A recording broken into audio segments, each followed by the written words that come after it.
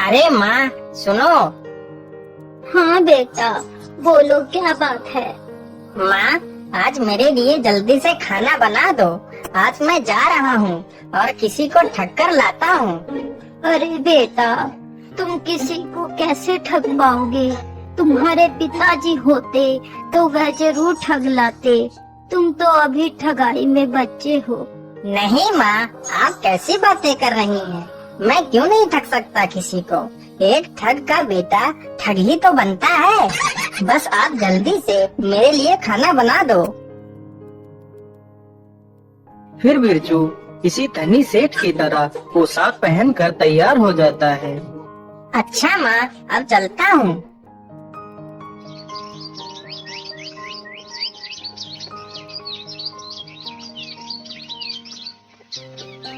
बिरजू चलते चलते एक गांव के नजदीक पहुंचता है। तभी गांव के करीब ही 4 ठग अपने खेत में काम कर रहे थे। अरे बड़े भैया, कितने दिन हो गए लेकिन हमने किसी को ठगा नहीं। हाँ बड़े भैया, मन्ना भैया ठीक कह रहे हैं। अब तो हमारे पास पैसे भी नहीं बचे हैं। जो थे वो सब खत्म हो चुके हैं। चलो भैया, आज किसी सेठ को ठगते हैं। अरे सुनो, उधर देखो, उधर कोई मुसाफिर आ रहा है। अरे हाँ, यहाँ तो कोई धनी सेठ लग रहा है। अरे चलो चलो, इसे ही ठगते हैं। अरे भैया, इतनी कड़कती धूप में तुम कहाँ जा रहे हो? थोड़ा सा पेड़ की छांव में आराम तो कर लो और पानी वानी तो पी लो, फिर आराम से चले जाना। अरे नहीं नहीं भैया, मुझे थोड़ा सा जल्दी है, इसलिए मैं आराम नहीं कर सकता। वापसी में आते हुए मैं आपके पास जरूर रुकूंगा। अरे सेठ जी, कैसी बातें कर रही है? काम तो पूरे जीवन करना है। काम के साथ साथ आराम करना भी तो जरूरी है। चलो अच्छी बात है, आप लोग नहीं मान रहे हो तो थोड़ा सा रुक ही जाता हूँ। जिस मुसाफिर को वह चारों ठग सेठ समझ रहे थे, वह तो खुद एक ठग था। तभी बिरजू घोड़े से नीचे उतरकर उन चारों ठगों के पास जाकर बैठ जाता है और चारों ठग यहाँ वहाँ की बातें करने लगते हैं। अरे सेठ जी, मैं आपसे एक बात कहना चाहता हूँ। अरे बोलिए भैया, बोलिए, आप क्या कहना चाहते हैं? सेठ जी, बात को बताने से पहले मेरी एक शर्त है। बोलिए भैया, आपकी क्या शर्त है? मैं आपकी शर्त मानने को तैयार हूँ, बोलिए। सेठ जी, मेरी शर्त यही है कि अगर आप मेरी बात को सच मानोगे तो कोई बात नहीं। अगर आप मेरी बात को झूठा मानोगे तो आपको 1000 रुपए देने पड़ेंगे। ठीक है भैया, मैं तुम्हारी शर्त से सहमत हूँ। अब बताओ, तुम क्या कहना चाहते हो? सेठ जी, बात यह है कि एक बार मैं अपनी भैंस चरा रहा था और हमारे खेत में गेहूं की फसल खड़ी थी। तभी मेरी भैंस गेहूं के खेत में घुस गई और पता नहीं खेत में कहीं खो गई। हमने पूरा खेत ढूंढ लिया लेकिन भैंस कहीं नहीं मिली। फिर हमने पूरी फसल कटवा दी, भैंस फिर भी नहीं मिली। फिर मैंने उसी फसल के गेहूं चक्की में पिसवाए लेकिन भैंस फिर भी नहीं मिली। और हद तो तब हो गई जब मैंने उसी आटे की रोटी बनवाई और जैसे ही मैंने रोटी का पहला टुकड़ा तोड़ा तभी भैंस की पूंछ मेरे हाथ में आ गई। तो मैंने भैंस की पूंछ पकड़ के उसे बाहर खींचा, तब मेरी जान में जान आई। लेकिन भैया, आज तक मैंने यह बात जिससे भी बताई है उसने मेरी बात को झूठा ही बताया है। अब तुम ही बताओ, यह बात झूठी है या सच्ची है? अरे यह तो मुझे ठगना चाहता है, लेकिन बच्चू, मैं भी ठग का बेटा हूँ। अरे हाँ भैया, कभी कभी ऐसी घटनाएं हो जाती हैं, सबके साथ हो जाती हैं। हमारे साथ खुद कई बार ऐसी घटनाएं हो गई हैं। मैं तुम्हें क्या बताऊं, आज ही हमारे साथ ऐसी घटना हो गई। अरे सेठ जी, आपके साथ ऐसी क्या घटना हो गई? अरे नहीं भैया, मैं भी अपनी बात ऐसे नहीं बताऊंगा। मेरी भी एक शर्त है। बोलिए सेठ जी, आपकी क्या शर्त है? हम आपकी शर्त मानने के लिए तैयार हैं। अरे भैया, शर्त वही है, अगर तुम लोग मेरी बात को झूठा मानोगे तो तुम चारों को 1,000 रुपए देने पड़ेंगे, और अगर सच मानोगे तो कोई बात नहीं।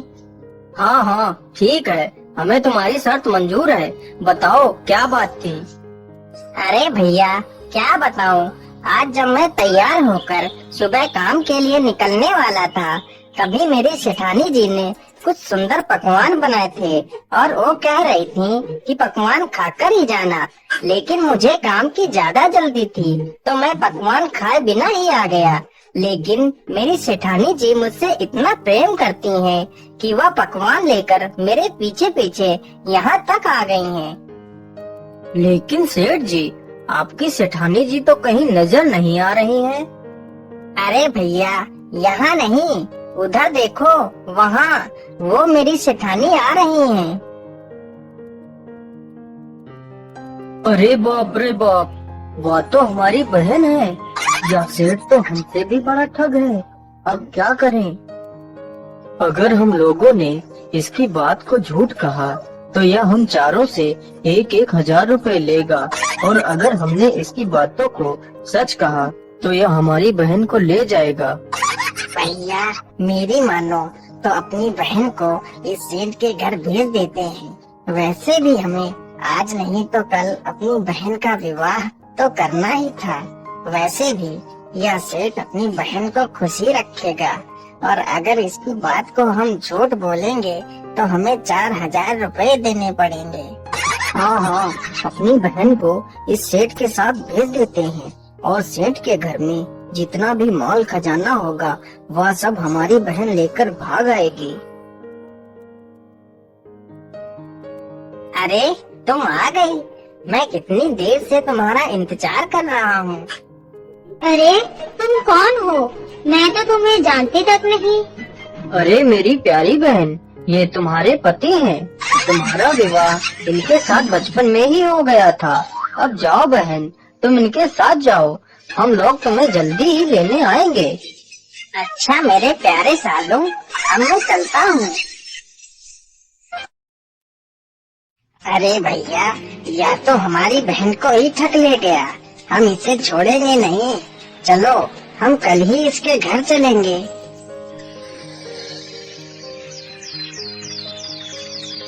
अगले ही दिन चारों ठग अपनी बहन को लेने के लिए चल देते हैं। अरे भैया आप लोग आ गए।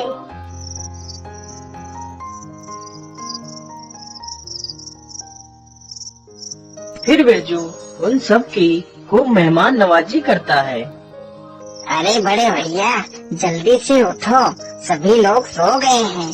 चलो हम लोग इस सेठ को रस्सी से पलंग में बांधकर इसे नदी में फेंक देते हैं, और इसके घर का सारा सामान लेकर और अपनी बहन को लेकर अपने घर वापस चले जाएंगे।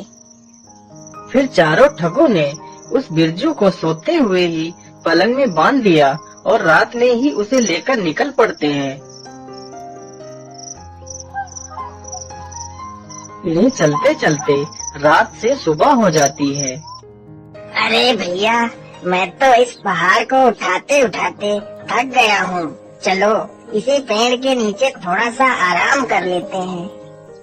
फिर वे चारों पलंग को नीचे रख देते हैं और वहीं पर सो जाते हैं। तभी एक चरवाहा अपनी भैंसों को चराते चराते वहीं पर आ जाता है। अरे भैया यह लोग आपको बांधकर कहाँ ले जा रहे हैं? क्या बताओ भैया, ये चारों हमारे साले हैं। इनकी एक बहन का विवाह हमारे साथ हो चुका है, इनकी एक दूसरी भी बहन है, तो ये लोग उसका विवाह भी मेरे साथ करना चाहते हैं। ये कहते हैं कि इन्हें कहीं लड़का नहीं मिल रहा है। मेरे लाख मना करने के बावजूद भी यह लोग नहीं मान रहे हैं और मुझे बांध कर ले जा रहे हैं। तो भैया क्यों ना इनकी दूसरी बहन का विवाह मेरे साथ करवा दो? हाँ, क्यों नहीं, जरूर करवा सकता हूँ। पहले जल्दी से मुझे इस रस्सी से खोल दो और मेरी जगह तुम चुपचाप होकर लेट जाओ। मैं तुम्हें रस्सी से बांध देता हूँ। बिरजू जल्दी से उस चरवाहे को पलंग में बांधकर वहीं पेड़ के पीछे छिप जाता है। अरे मुन्ना, उठो और देखो सूरज निकल आया है, जल्दी चलो।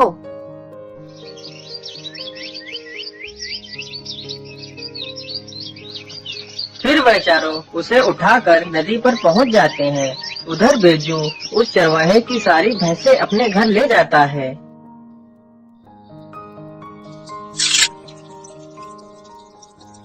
चलो भैया, इस ठग से हमें छुटकारा मिल गया। अरे ये क्या, यह ठग तो यहीं बैठा है। अरे जीजा जी, तुम यहाँ पर कैसे? और इतनी सारी भैंस तुम कहाँ से ले आए हो? अरे ये मत पूछो, तुम लोगों ने हमारे साथ बहुत अन्याय किया है। तुम लोगों ने मुझे नदी के किनारे ही फेंक दिया था। अगर थोड़ा सा और आगे गहरे पानी में फेंकते तो इससे भी ज्यादा अच्छी भैंस पकड़ कर ले आता। अब क्या करूं? तुम लोगों ने मुझे किनारे ही फेंक दिया तो यही मिली है भैंस। अरे जीजा जी, क्या बात कर रहे हो? चलो जीजा जी, मुझे भी कुछ पैसे दिला दो। हाँ जीजा जी, मुझे भी भैंसे चाहिए, चलो जल्दी। अच्छा, तो तुम लोगों को भी भैंसे चाहिए? तो चलो मेरे साथ, मैं जहाँ बोलूँ तुम लोग वहीं कूद जाना और अच्छी भैंस पकड़ कर ले आना। बिरजू उन चारों ठगों को नदी की गहरी धारा के सामने ले जाता है। अरे सुनो, तुम लोग जल्दी से इस जगह पर कूद जाओ, नहीं तो लोग तुमसे पहले ही सारी भैंसें लूट ले जाएंगे। चारों ठग बिना देर किए हुए नदी की बीच धारा में छलांग लगा देते हैं और उसी में डूबकर मर जाते हैं। फिर बिरजू अपने घर वापस चला जाता है।